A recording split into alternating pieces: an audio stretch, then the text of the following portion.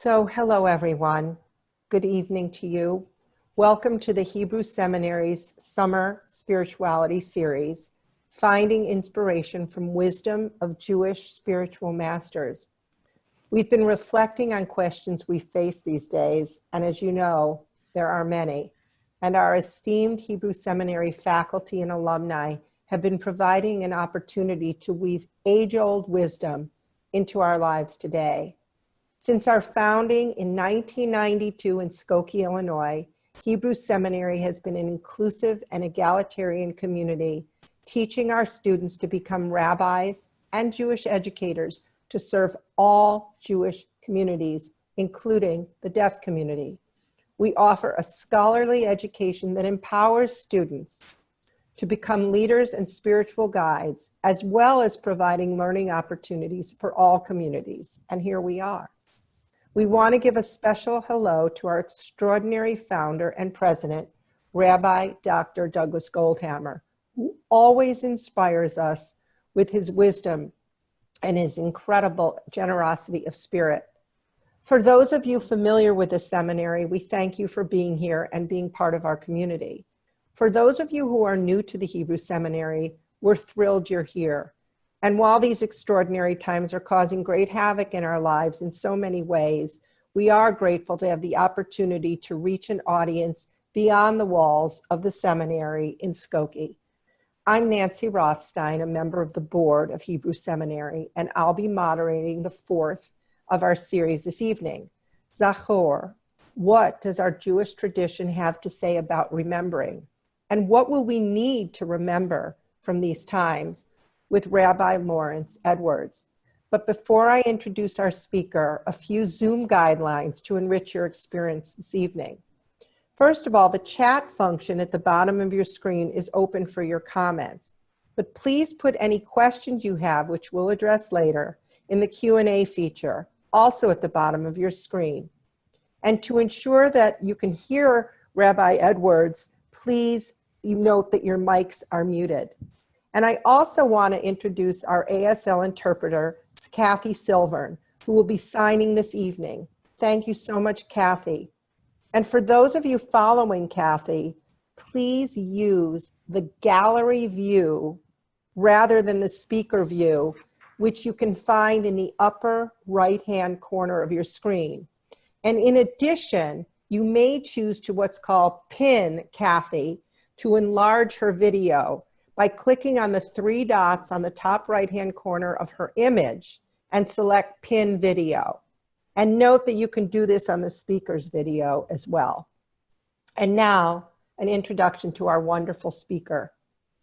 Rabbi Edwards was ordained by Hebrew Union College Jewish Institute of Religion and received a PhD in Bible, Culture, and Hermeneutics from Chicago Theological Seminary. He has served as director at Hillel at Dartmouth College and Cornell University, and as Rabbi Emeritus of Congregation Or Hadesh in Chicago. In addition to teaching at Hebrew Seminary, he is now teaching at the University of Illinois, Chicago, and DePaul University, and is a faculty member of the Brahman Youth Fellowship in Israel. We are so grateful to have Rabbi Edwards with us this evening. He is a wonderful professor, teacher, and scholar.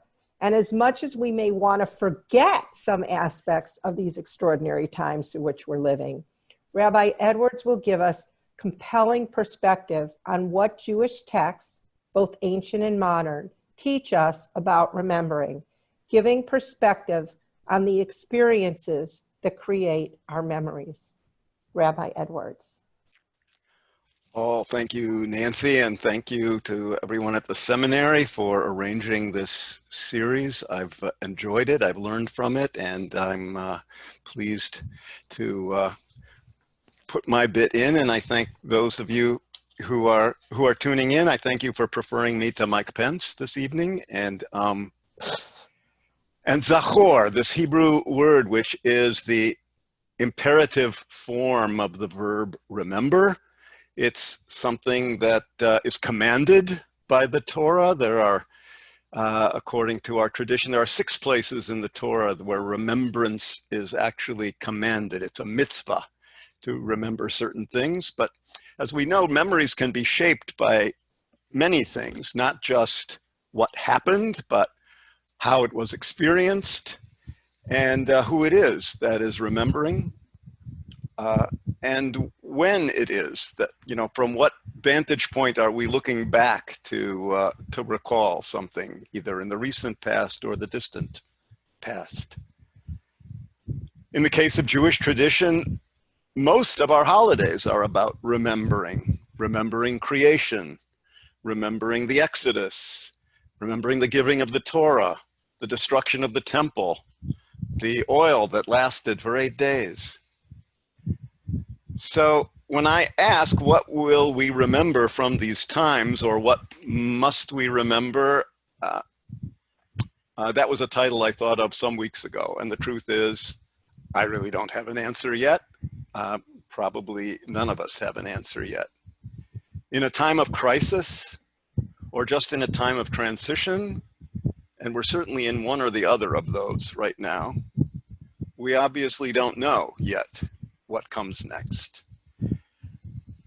So what I really want to focus on is the fact that we have resources for thinking about history, resources in our tradition to think about not just ancient history, but history even as it is happening. And so I want to do this by looking at 2 texts that I personally find deeply suggestive out of many, many, many that I might have chosen. One of them is fairly modern, and the other comes to us from antiquity. So I'm going to share my screen here, and here's my nice little title page that we won't dwell on.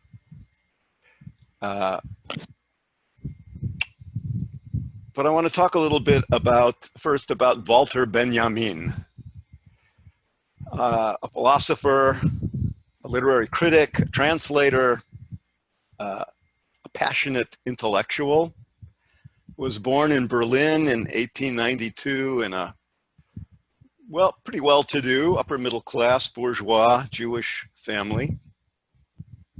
He became a close friend of Gershom Scholem. Scholem, of course, moved from Berlin to Jerusalem and became one of the first faculty members of the newly established Hebrew University. Scholem is the one who gets credit for creating an entire academic field, the study of the Jewish mystical tradition, the Kabbalah.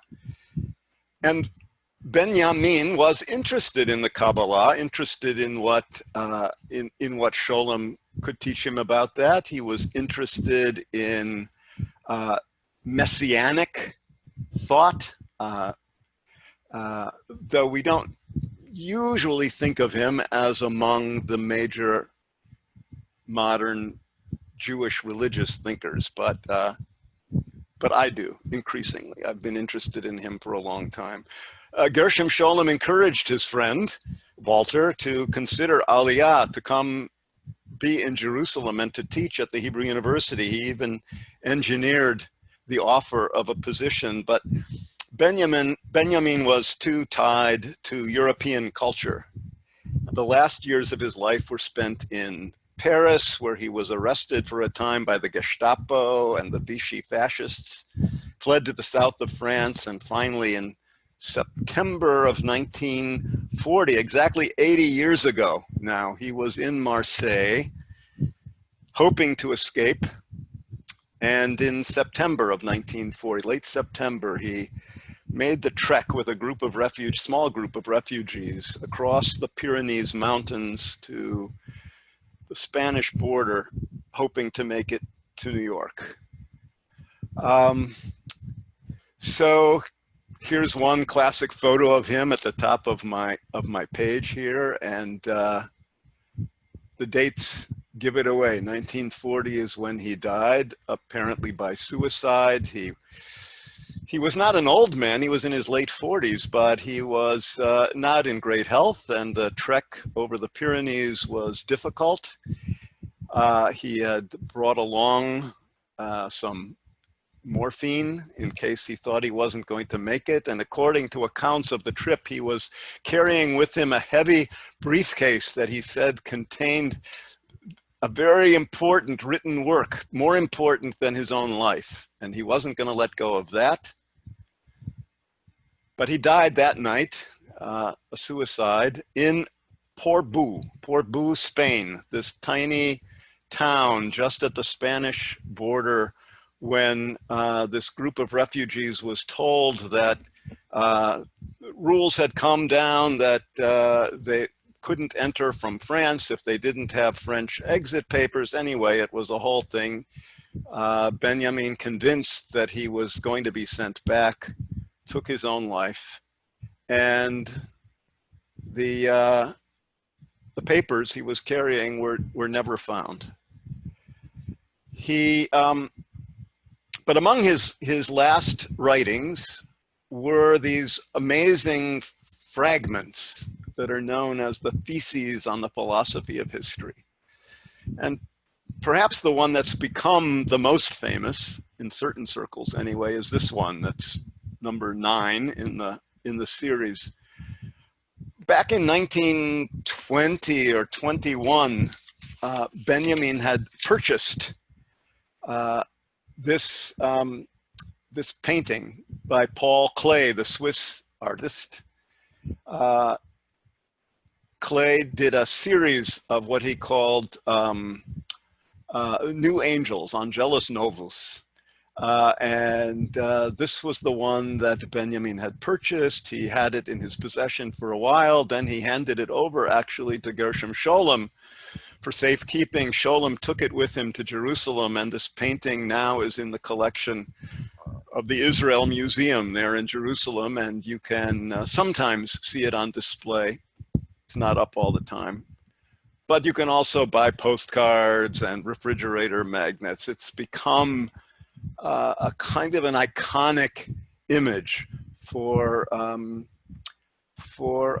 don't know, many, not just Jewish, many intellectuals and certainly people who have been influenced, affected by Walter Benjamin and his thought. So here's the text. This one we'll read. The next text is longer, and we'll just we'll summarize. But this one, I think I can take a couple of minutes to read. It'll be familiar to some of you, I imagine. A painting by Paul Klee called Angelus Novus shows an angel who seems about to move away from something he stares at. His eyes are wide. His mouth is open. His wings are spread. This is how the angel of history must look. His face is turned toward the past, where a chain of events appears before us. He sees one single catastrophe, which keeps piling wreckage upon wreckage and hurls it at his feet. The angel would like to stay, awaken the dead, and make whole what has been smashed. But a storm is blowing from paradise and has got caught in his wings. It is so strong that the angel can no longer close them. This storm drives him irresistibly into the future to which his back is turned, while the pile of debris before him grows toward the sky. This storm is what we call progress.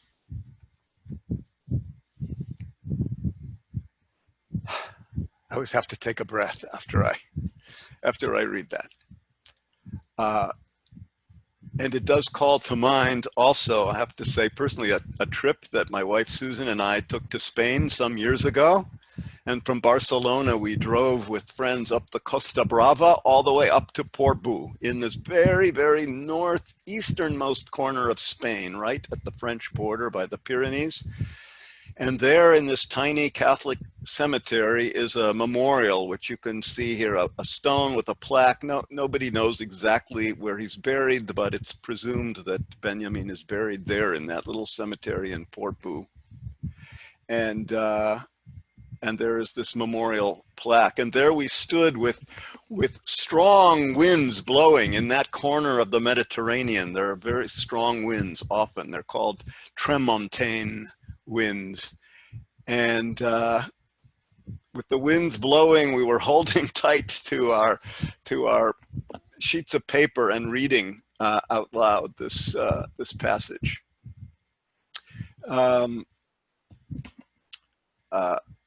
A moment that I think both of us still remember quite vividly. It was kind of a pilgrimage for me because of my fondness for Benjamin and his thinking.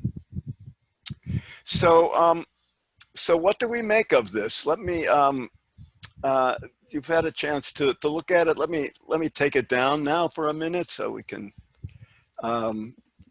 just, if we were gathered together in the same room around a big table, perhaps we could go back and forth and try to pull apart this text a little bit. It's not an optimistic reading of history, is it? This image of the angel of history being propelled backwards. The angel is looking back to the beginnings, to the origin. This is how Benjamin imagines him, and all he can do is contemplate what he sees before him. He wishes that he could go back, that he could revive the dead. An element, perhaps, just a little hint at the influence of Sholom's teachings of the Kabbalah and of Jewish teachings about the resurrection of the dead at the end of history. That he could somehow fix what he sees going on. That notion of tikkun, we know in Hebrew too, of repair, tikkun olam, we say in modern parlance, to repair the world. One of our obligations seems to be something also. Another notion, perhaps, that Benjamin has somewhere in his mind as he's thinking about the angel. But here, in the midst of the rise of fascism, and imagine Benjamin too at the Spanish border. There must have been other people fleeing in the other direction because the Spanish Civil War had been raging, and now Franco and the fascists had been victorious in Spain, and there must have been those fleeing Spain, and meanwhile Jews and others fleeing were trying to go the other way. Benjamin had a visa to come to the United States. Friends of his were already in New York hoping he could come. And the idea was that he would get to Portbou and he would catch the first train and he would get to Lisbon and then from there be able to travel to New York, but it was not to be. So we're left with this image of the angel of history in these fragments, these fragmentary commentaries and meditations on history. What does it mean? So I hope that for most of us, this moment in time doesn't yet feel like a total catastrophe. I think we still have hope that we're going to come out somehow on the other side of this and get to what everyone likes to call a new normal, perhaps. And if it's not a new normal, then maybe it wasn't worth it. Things shouldn't be just back to the way they were. So this is a text. It's a text that is not happy, certainly kind of in the way that the book of Ecclesiastes, Kohelet, is not exactly a happy text, a somewhat mournful meditation, asking what does it all mean, finally? What does it all come to in the end? Are we making progress? Or is the achievement of humanity really, from this perspective of the angel of history, just a pile of debris that grows higher and higher? And can we, who are not angels, and perhaps we have a better chance than an angel to make something better of this? So this story is one, or this image, this passage, this text is one that that I carry with me, and I offer it to you for whatever you can make of it. The new angel, the Angelus Novus, the angel of history, of Walter Benjamin. And next time you're in Spain, you can go up to Portbou and visit the little cemetery. And the next time you're in Jerusalem, go to the Israel Museum and see if you can find the original by Paul Klee. The other text that I've chosen tonight is a longer text. It's a text from the classical Jewish sources.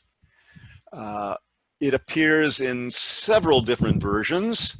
The one I have here is the shortest and perhaps the earliest version, and so I picked the shortest. This is a story, of course, like all of these classical texts, we should say, not written down as it was happening, not, as far as we can tell, an eyewitness account of the exact events that are narrated here, but a text that is itself a way in which our tradition incorporates these aspects of history that it thinks, our tradition, our rabbis, our teachers, our sages, have considered to be important to remember. Stories to preserve, not necessarily again as they happened, but as they are remembered. And that's another reason why I think of it as a resource as we think about our own times and what we'll think when we look back. So the Second Temple period has lasted a long stretch from the time of the Persian return. The Second Temple was dedicated in about the year 515 BCE, when tiny Yehud, or Judea, Jerusalem, was a small colony where Jews had been permitted to return and begin the process of rebuilding under the authority of the Persian Empire. The Persians, as you may remember, were in turn defeated by Alexander the Great, and Jews in Jerusalem and elsewhere came under the influence of Hellenistic culture and the Greek language.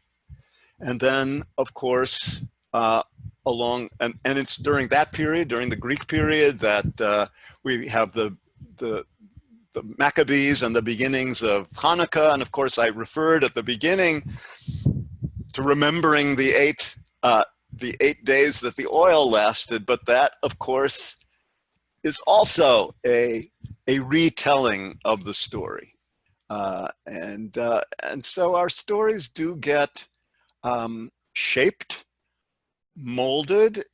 It's not that we're lying about history, but we are shaping always the way or the ways in which we remember it and what we take from it that we think may be most important. So now the Romans have come, and in the year 66 of the Common Era, so it was almost 5 centuries that this Second Temple period lasted. Not a time of complete independence, almost never complete independence for the Jews, a brief period under the Maccabean or Hasmonean rulers, but then along comes Rome, And now in 66 CE, Common Era, the Jews Revolt, led by the Zealots, the Jewish party that was determined to throw off the yoke of Roman rule. At first, some success, some military success, even against the might of Rome, but that was not to last. And soon, the Roman legions lay siege to Jerusalem. The city is surrounded. Supplies are cut off. You can see in this picture a reconstruction of perhaps what the Second Temple looked like, this as expanded and greatly upgraded by King Herod. Unpopular politically, but well known as a builder. The Roman general is Vespasian. And according to this retelling, he sends a message to the people in besieged Jerusalem. Why? Why do you want to destroy the city? Why should your temple be burned? All I'm asking is for you to send me one bow or one arrow. In other words, presumably, surrender, capitulate symbolically, and then I'll leave you alone. Of course, you'll have to pay taxes. Of course, you will still be under Roman rule, but why do you need to fight? Why do you need to be besieged? They, the leaders of the revolt, responded, even as we went forth against the first two who were here before you and slew them, so shall we go forth against you. A little overconfident. Inside the city, in the walls, is Rabban Yochanan ben Zakkai. He's really the first figure officially to get the title rabbi, and we call him Rabban, actually, sort of like chief rabbi, most important rabbi. Some texts refer to him as the youngest or the least of the disciples of the great Hillel. You remember Hillel. So a leader of the Pharisees, of the Pharisaic party, a religious teacher in Jerusalem, and Jerusalem under siege. Yochanan is apparently not convinced that fighting the Romans is the best idea. He also sends for the men of Jerusalem, the leaders of the revolt. My children, why do you destroy this city? Why do you seek to burn the temple? What does he ask of you? Just a bow, an arrow, and he'll go off from you. In other words, put in the mouth of Yochanan ben Zakkai are virtually the same words that Vespasian has said. Whose side is he on? Is he a traitor to the cause? Is he undermining the hopes and aspirations of the Jewish rebels? It's similar in some ways to the experience of the prophet Jeremiah way back at the time of the destruction of the first temple. Jeremiah had bad news. This revolt is not going to work. The city is going to be destroyed. And he was thought to be a traitor. He was even imprisoned for a while. Yochanan doesn't go to prison, but he evokes the same response from the rebels. Now, Vespasian, as we read down, had men stationed inside the walls of Jerusalem. I think in every battle, you've got to figure the other side has somebody on the inside. And they send back the message to Vespasian that Yochanan is a good guy, from our point of view, from the Roman point of view. Well, he kept after them, and they wouldn't listen. And so he sent for two of his disciples, Rabbi Eliezer and Rabbi Joshua. These guys are very famous in the post-temple time of the Mishnah. As the Mishnah is being formed, these are two of the most famous teachers of that post-temple period. Often arguing with each other, but that's the subject for another time. Rabbi Eliezer and Rabbi Joshua come at his summons, and he says to them, take me out of here. I've got to get out of the city. How are we going to get you out? Make a coffin, and I will lie in this coffin, and you will carry me out. And they began to carry him out. And at the gates of Jerusalem, the gatekeepers demanded, who's this? The gatekeepers being from the Jewish zealots, who were at that point not letting anybody out of Jerusalem. We're going to all stay and we're going to fight to the end. Who's this? Well, it's a dead man.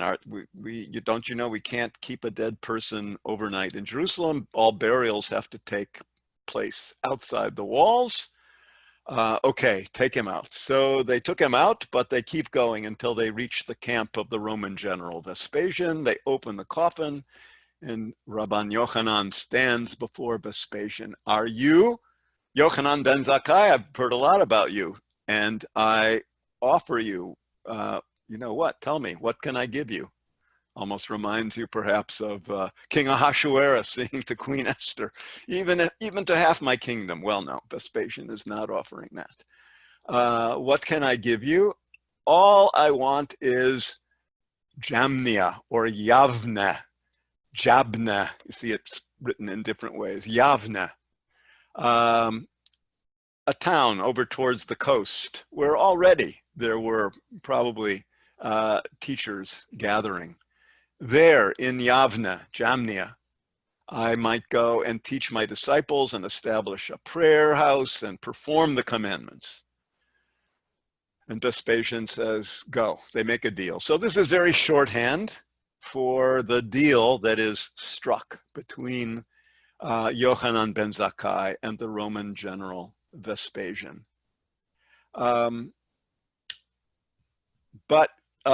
But then there's a little extra here too. Yochanan says, can I tell you one more thing? Sure, tell me.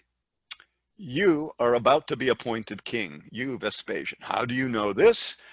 Then Rabbi Yochanan goes through a little bit complicated midrashic thing. We have a verse that Lebanon will fall by a mighty one. Well, Lebanon in rabbinic midrash is often taken to be a symbol of the temple, because the first temple built by King Solomon was built with cedars of Lebanon to form the pillars of the temple. Okay, so, and before I leave this page, I don't know if you can see it. I don't know where you have pictures of us pinned, but I have to say too, one of my interests in the world is also numismatics, the study of coins. This is a picture of an ancient Roman coin with Vespasian on one side and the motif on the reverse. You can perhaps read the Latin there, Judea capta, captive Judea. So this is one of the coins issued by Vespasian after he became emperor, commemorating, celebrating, I suppose, his the victory of Rome over Judea.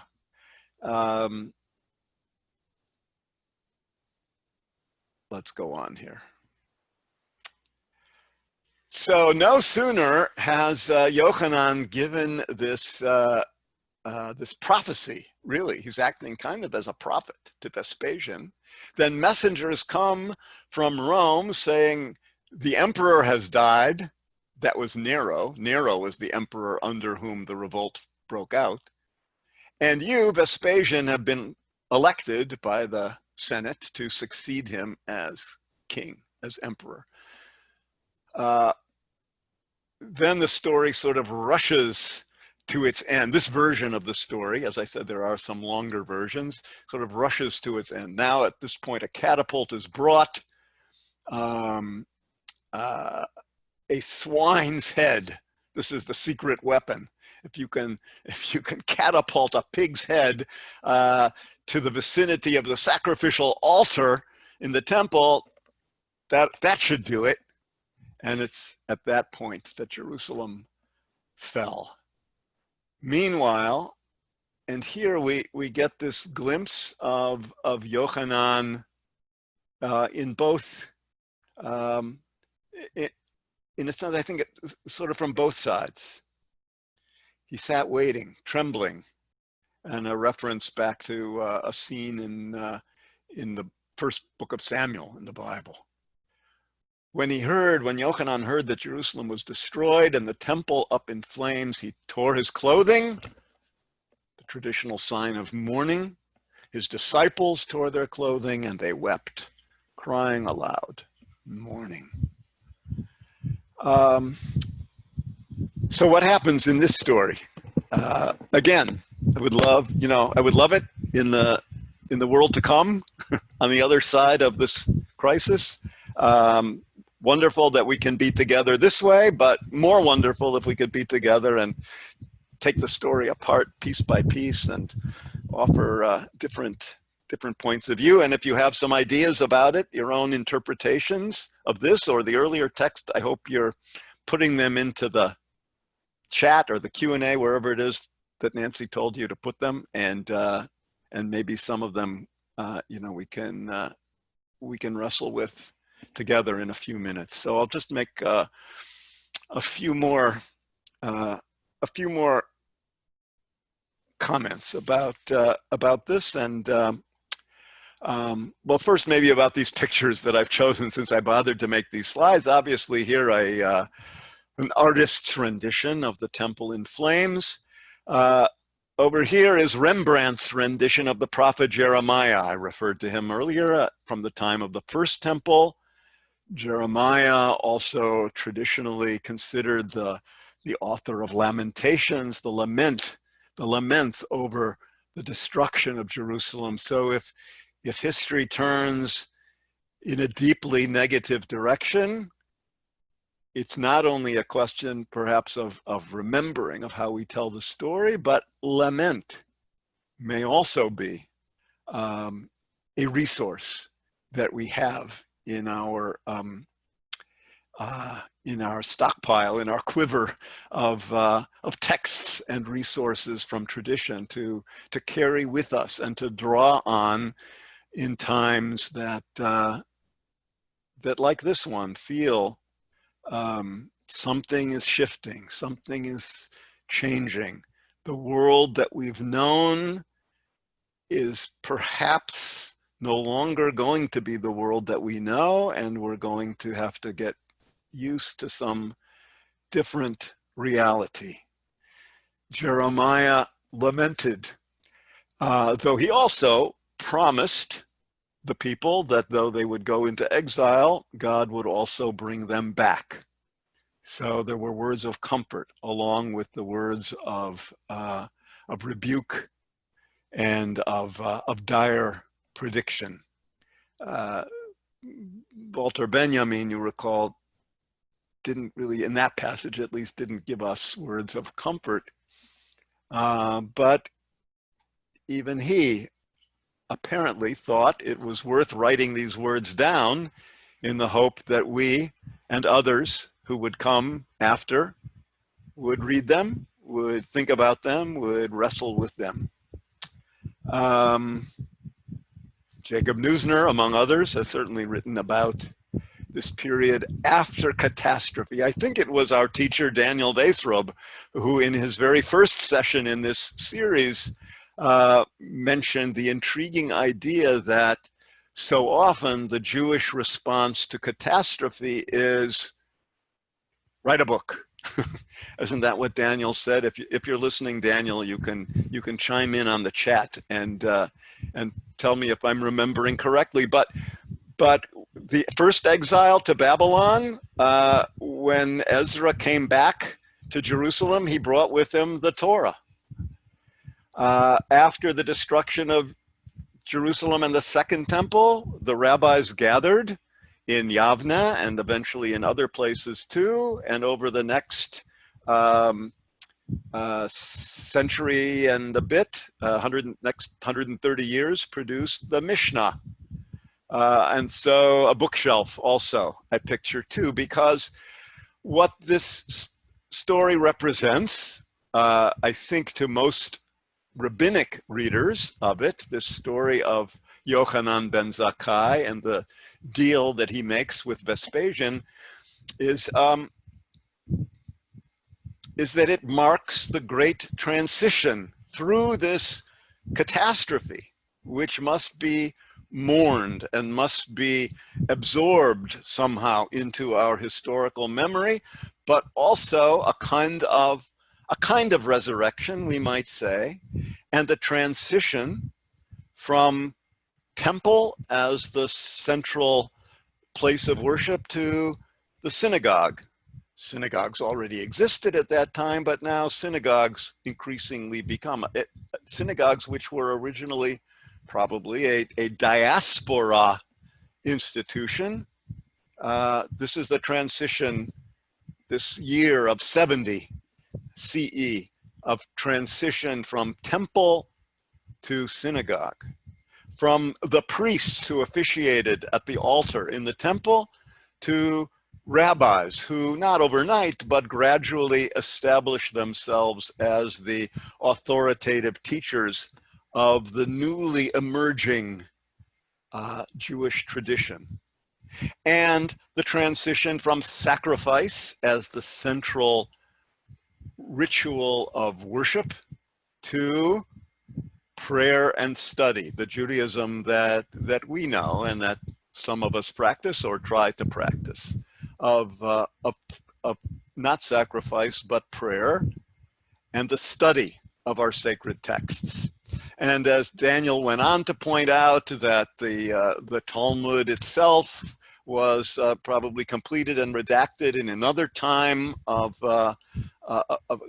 critical historical turning points, that Maimonides, who was Daniel's great subject back then, a couple of months ago, also wrote in a time of crisis, that the great codifiers of Jewish law in the Middle Ages, beginning with Maimonides, but then also Yosef Karo and the Shulchan Aruch, the Code of Jewish Law, these were responses to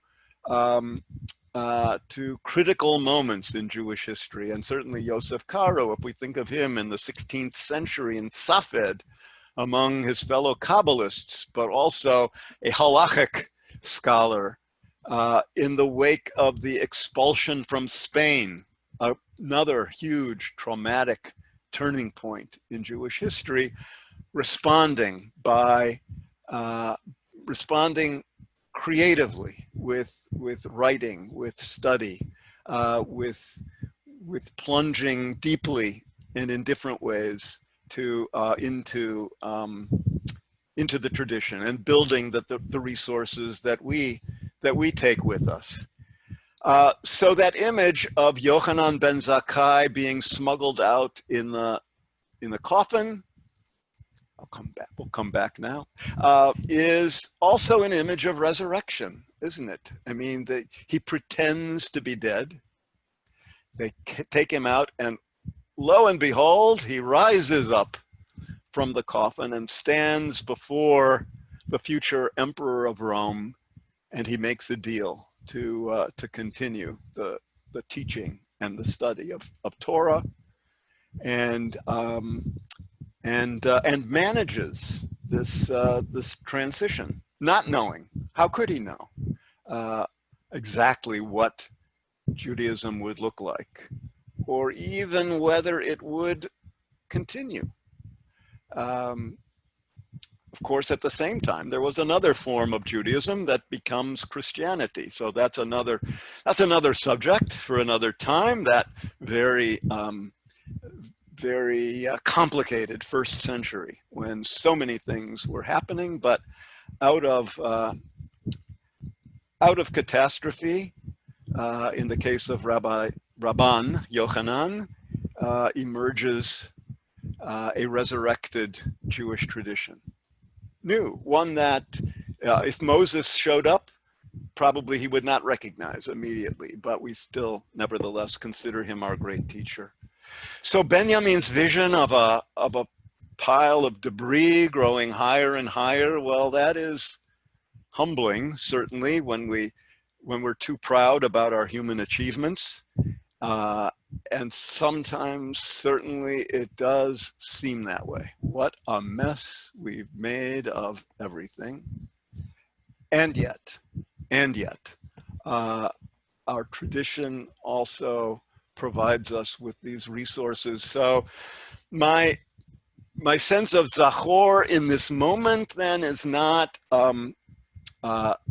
knowing what will happen or what exactly we'll remember or how we'll remember it, but reminding us and reminding myself, really, that whatever happens, whatever way things play out, we have been given a gift of tremendous and deep resources to draw upon as we think and feel and act together into the future. So I'll conclude my formal remarks, and Nancy, do you want to yield if we have some, if we have any questions or? I do. That was such a good segue to the first question, because as you said, these times of catastrophe often lead, as Daniel Vastrup said, to writing a book or to documenting something. But there's that text called the Torah. And you mentioned that there's 6 places where remembrance is commanded. Now that's a big difference from what one chooses to write down and document. Why is remembrance commanded? Well, that's a very deep question. And I think it goes to the whole to the whole notion of Judaism traditionally being a tradition of mitzvah, of deed, of act, and perhaps counterintuitively for some, but we do have this teaching, this Talmudic understanding that doing something, not just because you want to, or because it feels good or feels right to you, but because it is a mitzvah, it is a commandment, because God says do this, that's actually a higher reason. You might think, well, shouldn't I just get to the point where I'm such a good person because I've been shaped by tradition and teachings that I just automatically do? Well, there's some tension around that. So your question, Nancy, goes to this whole big question, which maybe in a future session, one of our teachers might choose to address. Why mitzvah, the notion of commandment, is so important. And some of those 6 may seem to us maybe less important, or something that you wouldn't do necessarily every day. Remember the punishment of Miriam when she and Aaron spoke up against Moses, or remember Amalek, the quintessential enemy of the Jewish people. Remember what Amalek did. But some of us might want to say, even more important, remember that you were strangers in the land of Egypt. And what's the consequence of that command to remember? That you know what it means to be a stranger, and you must love the stranger as yourself. So that too could be another topic for another time. Another crisis, absolutely overwhelming crisis that the world faces now is the number of refugees, the number of people on the move. Walter Benjamin in 1940 was one among many Jews trying to get out of Europe. We've been there, we've had those stories. Some of us have those stories even in our own immediate family, or we know people who have those stories. Walter Benjamin was a great human being who needed to get out, and he couldn't quite get out. And today, the world is faced with millions of our fellow human beings on the move. So that commandment to remember that you were strangers, and therefore you must love the stranger as yourself. That's a big one. Yeah, I sometimes would think today and in times of crisis, having a commandment instead of another decision to make and weigh and is So probably somewhat of a blessing maybe so. because it's spelled out and it's withstood millennium. And I think sometimes we need a recipe that tells us, gives us guidance Maybe so. on what to do. And if you've really internalized it, then you can't really just lay around in bed. You gotta do something. Wow, Do right. something. Exactly. There's a lot to be done. Another thing, as you mentioned, Walter Benjamin wasn't so well known, but something sparked your interest. We mentioned this earlier when we Yeah. spoke, and I think everybody'd sort of like to hear, what is it about him that brought this spark? Well, yeah. I mean, he's very well known now, but not usually among the constellation, let's say, of modern Jewish religious thinkers, Martin Buber and Franz Rosenzweig and Hermann Cohen and on and on and on. I first read about him in a wonderful book called Prophets Without Honor. Sort of portraits of a number of German Jewish intellectuals who most of whom were not, I think the ones included in that book were mostly not religious figures. Some of them famous, like Freud and Kafka. Some of them less well known, or maybe known to scholars of German literature or something. And anyway, Walter Benjamin was included in that book. That's where I first came upon him. And I was intrigued with his, a little bit with the biography, certainly, because it's haunting. Gershom Scholem was certainly known to me as a scholar of Judaism, and the fact that Scholem was close friends with Benjamin and even wrote a book about their friendship. So that was sort of the next thing I read, I think, about Scholem, about Benjamin.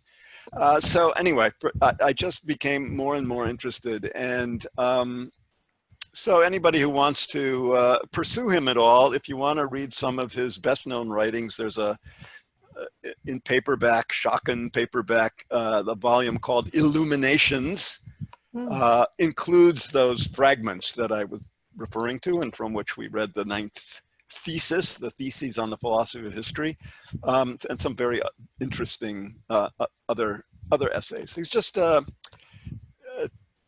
me, an intriguing character. One of the rabbis listening in said, Kol hakavod, so inspiring to have this perspective against all the uncertainties based in law, not just traditions. I think that's the juxtaposition of text, modern or ancient, and what we can glean from these teachings. So it's been Thank you illuminating. for that comment. Yes, and then we may have another question. Go ahead. Oh my gosh. Okay, go ahead. Can I just read something from Lisa Edwards? Oh, I mean, well, it's in the Q&A, so anybody. Sure. A relative? A close relative. Okay. Yohamin ben Zakkai goes on not just to promote the writing of books, but also is famous for this story sometime after the one we just read.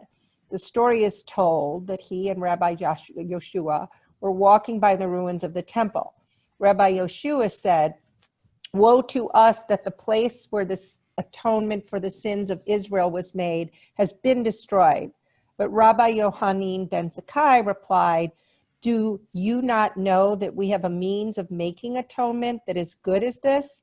And what is it? Gemilut Chasadim.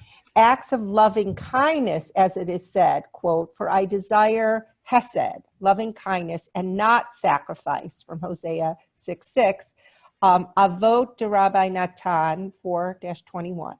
If we are looking for what we need to remember so that we might act into the future, we might also remember and take to heart this teaching of Rabban Yochanan ben Zakkai." Yasher Koach to my sister, Rabbi Lisa Edwards. Ah, Thank you there for are your rabbis. scholarship and for that additional coda to the story. That is certainly part of it as well. Uh, and um, and so he does, in a sense, he plays that role. There are these parallels to Jeremiah, these very real parallels of, this is coming to an end. In the case of Jeremiah, it was the first temple. In the case of Yochanan, it's the second temple. But it is not the end. There is another way of understanding our tradition, and to a certain extent, it's up to us to shape it. And here we are, and it continues to unfold. Yeah. And so there.